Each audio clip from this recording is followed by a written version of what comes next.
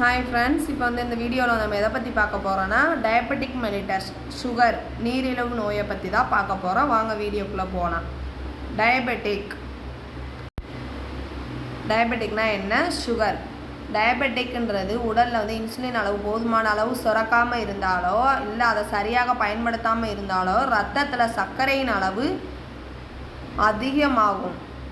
அதிகமாகிறது தான் நம்ம சுகருன்னு சொல்லி சொல்கிறோம். Diabetic mellitus is a chronic disease in which the body either does not produce enough insulin or cannot use insulin properly, resulting in high level of sugar in the blood. அதுக்கப்புறம் இது என்ன தெரியுமா? இதுக்கு பேர் என்னன்னு சொல்லி தெரிஞ்சவங்க கமெண்டில் சொல்லுங்கள். இதுதான் நம்ம சுகருக்கு யூஸ் பண்ணுற ஒரு ஆர்டிகல்ஸ். இதில் தான் நம்ம சுகர் லெவல் எவ்வளோ இருக்குதுன்னு சொல்லி பார்ப்போம். இதில் நிறைய டைப்ஸ் இருக்குது, நிறைய மெத்தட் இருக்குது. நம்ம இதை பற்றி மட்டும் தெரிஞ்சுக்கிறலாம். அந்த ஸ்ட்ரிப் இருக்குது பார்த்தீங்களா, அந்த ஸ்ட்ரிப்பில் பிளட்டு சக் பண்ணி தான் நம்மளுக்கு எவ்வளோ சுகர் லெவல்னு சொல்லி காமிக்கும். அடுத்து சுகரோட நார்மல் வேல்யூஸ் எவ்வளோன்னு சொல்லி பார்க்கலாம். ஃபாஸ்டிங் எஃபிஎஸ், ஃபாஸ்டிங் சாப்பிட்றதுக்கு முன்னாடி சுகர் லெவல் எவ்வளோ இருக்குன்னா 70லேருந்து 99.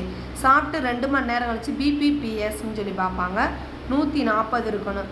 HbA1cன்னு ஒரு டெஸ்ட்டு பார்ப்பாங்க, அது 4 to 5.6 இருக்கணும். இது 3 தான் சுகருக்கு மெயினாக பார்க்குற டெஸ்ட்டுகள். அதுக்கப்புறம் சுகர் எதனால் வருது? உடலில் இன்சுலின் லெவல் கம்மியாக இருக்கிறனாலையோ, இன்சுலின் சரியாக வேலை செய்யாதனாலையோ, அதிக கார்போஹைட்ரேட் சர்க்கரை உணவு அதிகமாக எடுத்துக்கிறதுனால, உடற்பயிற்சி இல்லாதனால, குண்டாக இருக்கனால, ஸ்ட்ரெஸ் ஆகிறனால, அப்புறம் அவங்க ஃபேமிலியில் யாருக்காவது சுகர் இருந்தால், ஹார்மோன் சேஞ்சஸ் ஏதாவது இருந்துச்சுன்னா சுகர் வரலாம். அதுக்கப்புறம் சுகர் வந்தால் என்னென்ன அறிகுறி இருக்கும்? அதிகமாக தாகம் இருக்கும், எக்ஸசிவ் தர்ஸ்ட் இருக்கும், அடிக்கடி சிறுநீர் வெளியாகும், ஃப்ரீக்வெண்ட் யூரினேஷன், அதிகமாக பசி இருக்கும், வெயிட் கம்மியாவாங்க, டயர்டாக இருப்பாங்க, வாய் உணர்ந்துக்கிட்டே இருக்கும், கண் பார்வை மங்கும், காயங்கள் ஆறுறது லேட்டாகும், அடிக்கடி தொற்று ஏற்படும், கை காலில் ஒரு மதமதப்பு உணர்ச்சி மாதிரி ஏற்படும். இதெல்லாம் சுகரோட அறிகுறிகள். அதுக்கடுத்து சுகர் வந்தால் நம்ம உடம்புல அடுத்து எந்தெந்த உறுப்புகள் பாதிப்படையும்? கண்கள் பாதிப்படையும்,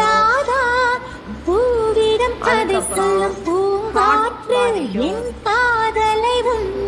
கால்கள் பாதங்கள் பாதிக்கும். நிறைய நீங்க பார்த்துருப்பீங்க, காலில் புண்ணு சுகர் வந்தா. கிட்னி பாதிக்கும், கண்டிப்பா பல், ஈறுகள், பல் இதெல்லாம் பாதிக்கும். சுகர் வந்துச்சுன்னா கண்டிப்பாக பிரெயின் டேமேஜ் ஆக சான்ஸ் இருக்கு. வீடியோ பிடிச்சிருந்தா சப்ஸ்கிரைப் பண்ணுங்க. அடுத்து நம்ம எதெல்லாம் சாப்பிடலாம்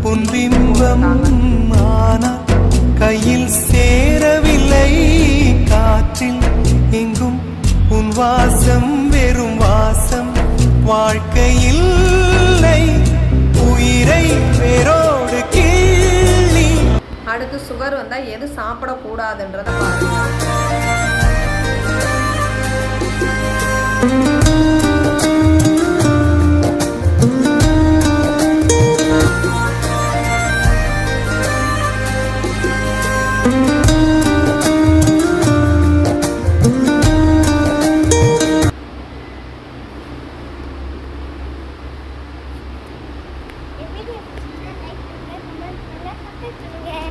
நெக்ஸ்ட்டு உங்களுக்கு இந்த மாதிரி ஒரு டிசீஸ் கண்டிஷனை பற்றி சிம்பிளாக தெரிஞ்சுக்கிறணுன்னு ஆசைப்பட்டீங்கன்னா நம்ம சேனலை மறக்காமல் சப்ஸ்கிரைப் பண்ணிவிட்டு கமெண்ட் பாக்ஸில் உங்களுக்கு என்ன டிசீஸ் கண்டிஷனை பற்றி இப்படி சிம்பிளாக தெரிஞ்சுக்கிறோன்னு ஈஸியான்னு சொல்லி கமெண்ட் பண்ணுங்கள்.